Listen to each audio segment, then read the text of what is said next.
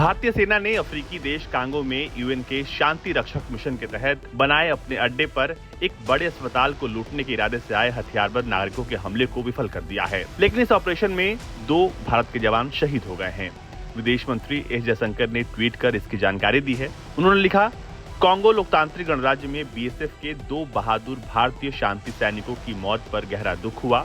वे MONUSCO का हिस्सा थे। इन अपमानजनक हमलों के लिए अपराधियों को जवाबदेह ठहराया जाना चाहिए और उन्हें न्याय के कटघरे में खड़ा किया जाना चाहिए। दरअसल हुआ ये कि स्थानीय लोगों ने पूरे DR कांगो में मोनुस्को के खिलाफ प्रदर्शन और आंदोलन का आह्वान किया था।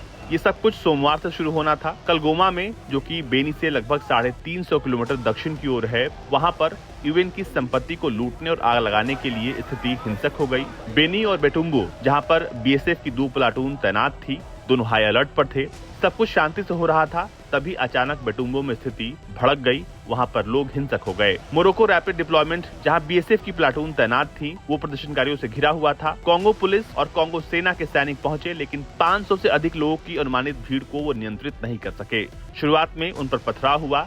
स्थिति को नियंत्रण में लाने के लिए जवानों ने हवा में गोलियां चलाई। बीएसएफ के जवानों ने भीड़ को तितर-बितर करने के लिए आंसू गैस के गोले दागे, लेकिन 3 अलग-अलग जगहों पर परिधि दीवार को तोड़कर प्रदर्शनकारी अंदर आने में कामयाब रहे। भीड़ को खदेड़ा गया, लेकिन फिर भी वो वहां जमा हो गए। ऐसी खबरें थी कि विद्रोहियों के पास बंदूक थी और प्रदर्शनकारियों जिन्होंने घुसपैठ की थी, उनके पास भी काफी असला बारूद था। दूसरा हमला बहुत भीषण था। उसके साथ छोटे हथियारों से गोलीबारी भी हुई। मोरक्को और भारतीय सैनिकों ने आत्मरक्षा में गोलीबारी की। छिटपुट गोलीबारी होती रही।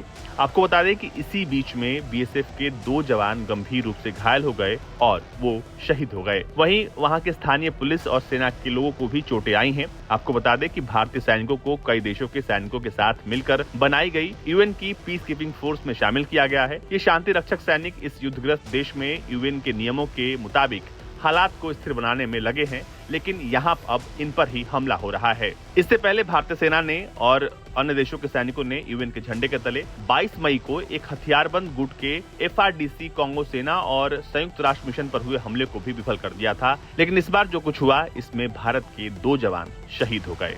आपको बता दें कि मौजूदा वक्त में विश्व भर में भारतीय सेना के 5400 जवान यूएन पीस कीपिंग फोर्स के अंतर्गत काम करते हैं।